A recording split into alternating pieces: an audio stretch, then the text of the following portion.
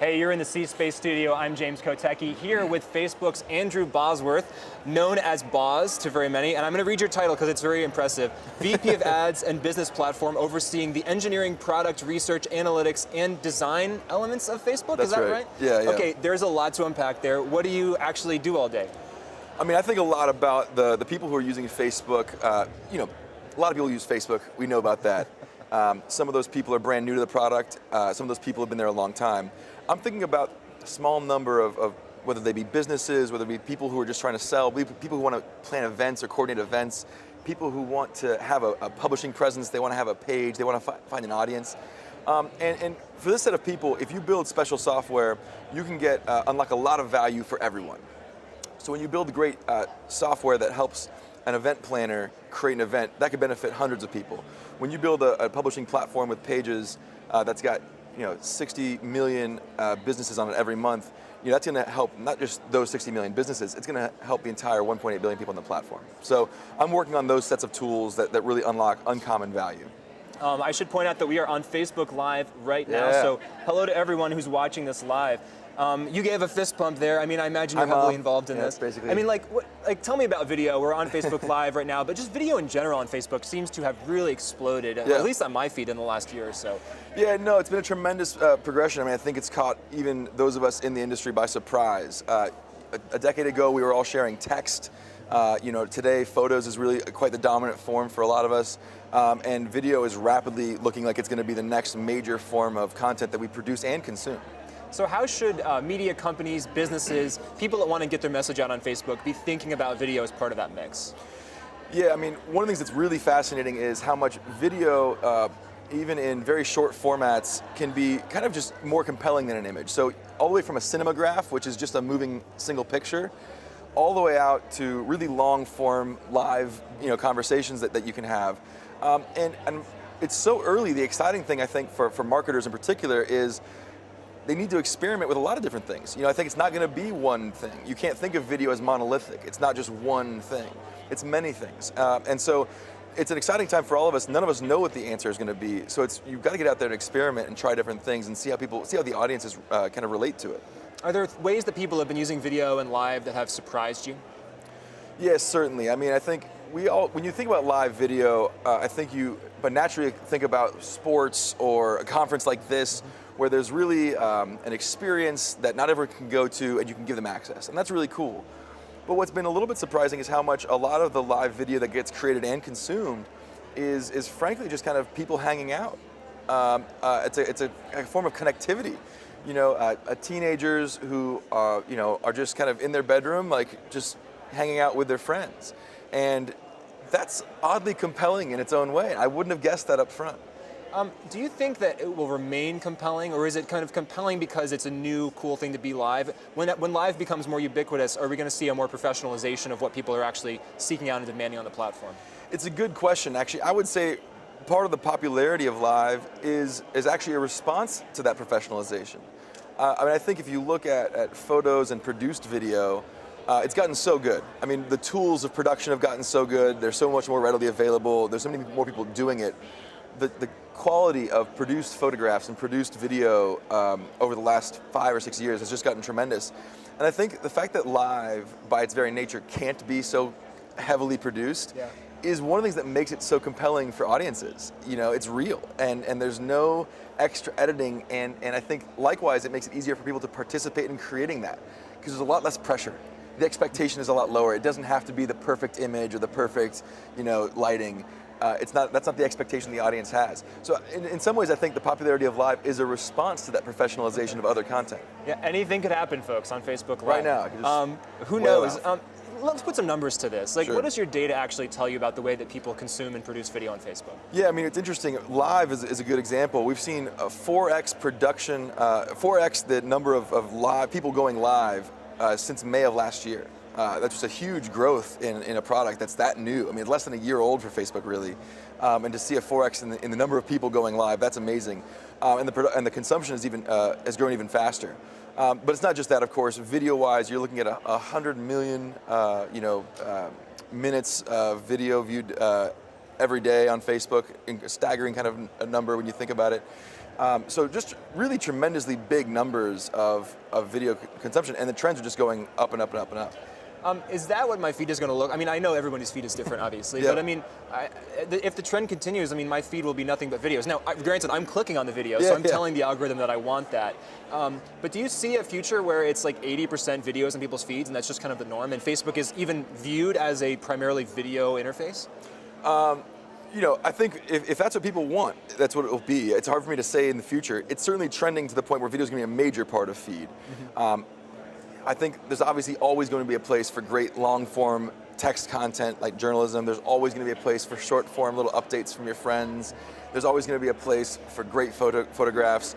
So it's hard to know where the balance is going to land. And obviously, as you mentioned, it will be different for each person.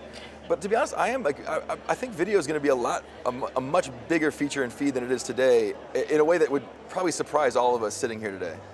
I can also imagine a situation where you've got Facebook Live supporting some of that other types of content. Like if I want to show off my curated photo collection in a Facebook Live stream in the future, or I want to use Facebook Live to dive in with my audience about a big long-form journalistic piece that I wrote in text. That's right. Use it for that. Yeah, and we're already seeing that with things like Instagram stories, where you can really blend text and photos and videos together into a much more dynamic content stream.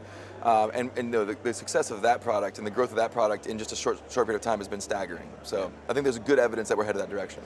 Speaking of staggering growth and usage, it's all about mobile these days, right? I mean, I don't know what the numbers look like. I know that I believe it's possible to be on Facebook Live on a desktop, but I think most people think of it as a mobile thing. And so I'm wondering, where do you see mobile devices themselves going, especially because these will be the devices that are capturing and producing and showing us these live videos in the years to come? Yeah, no question. The funny thing, mobile devices are already so great. We're barely even today tapping into the potential of the mobile devices we have. I mean, one thing I'm struck for, and I'm looking at it in 2017 a lot, is here we have a location-aware device in our pockets at all times, but it's really, other than using maps, it's actually not helping us that much navigate the physical world we live in. You still find yourself at a store, not sure which product to get, and basically using your phone like a laptop. You're searching, by text, even though it knows where you are, it knows what's around you. It's got a camera, it's got geolocations.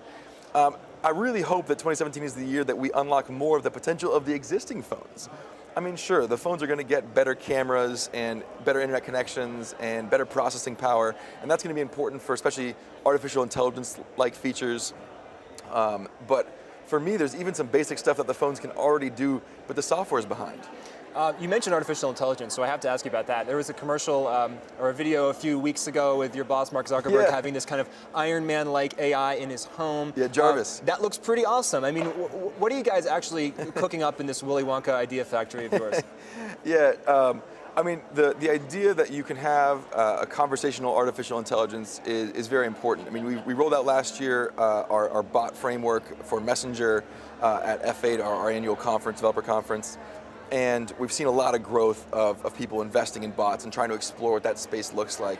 And right now it's good, but you really quickly figure out what you really want is to have a faster ability for a machine to help direct responses and understand what somebody's asking for and what they want. So this idea of a conversational intelligence is very important, I think, to the future of how we manage interfaces. We're seeing it so much at CES this year and last year with Alexa, now with Google Home and Google Assistant, certainly with Apple's with Siri, with Cortana. So there's a huge space there that I think a lot of us see as a very likely future space. It's going to require a lot of very challenging artificial intelligence to get good at, so I'm glad we're starting now. We had Facebook's Sarah Personette here in the C-Space studio recently, and she was talking to me about how it's all about people, and it's a very people-focused endeavor, everything that Facebook does. And having that kind of personal conversation with an AI seems like it's very much of a piece with that philosophy. Yeah, for sure. And it's one of the things that's interesting about Facebook's process. People often think that Facebook goes into a dark room maybe, and Mark Zuckerberg just ideates and comes up with what the future is going to look like. Really, we're responding to people. We're responding to what people want. We're looking at their behaviors and what they're trying to accomplish in the world, and seeing where can we help. how can we help them? And a lot of what people want to do in the world is connect with each other, and that's been the mission for Facebook for a long time, make the world more open and connected. But that connection isn't limited to people. People want to connect with businesses, people want to connect with the products that they own and wear. They want to connect with the food chain that they're connected to. They want to connect to information from journalists and from authors.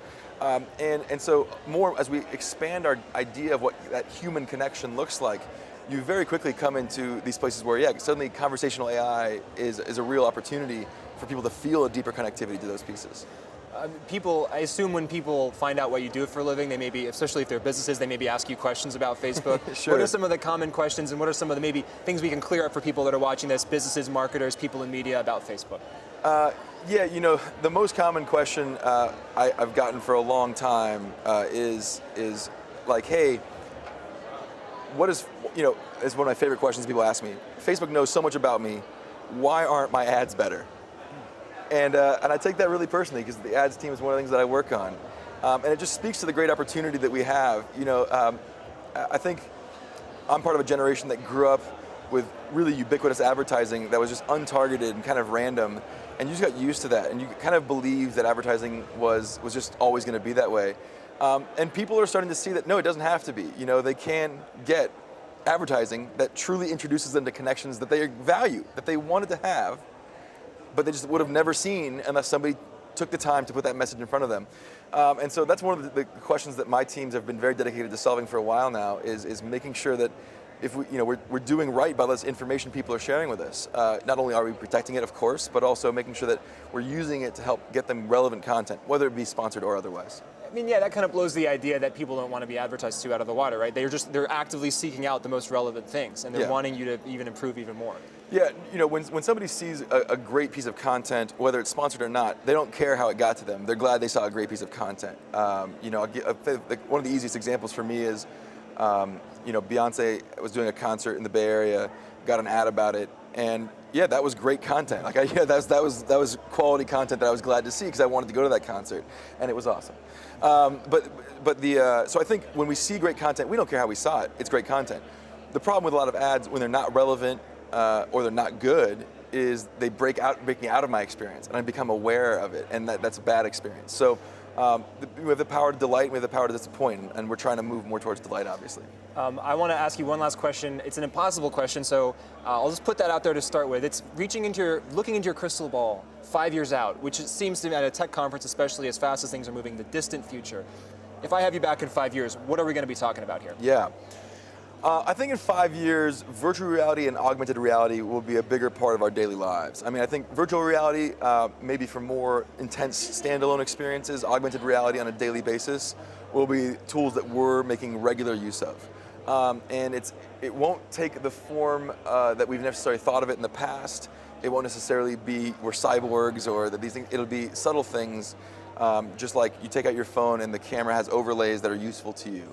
But I think it's going to be a bigger part of our daily conversations. So it's going to feel normal. It'll feel totally normal. It won't feel like as big a shock as we expect it to, based on those really dramatic terms.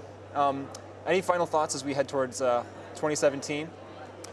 No, I will say I'm kind of always a little bit shocked to come to a place as CES with so many progressive technological minds and thinkers, and still see people struggling with the question about the shift to mobile or the shift to digital.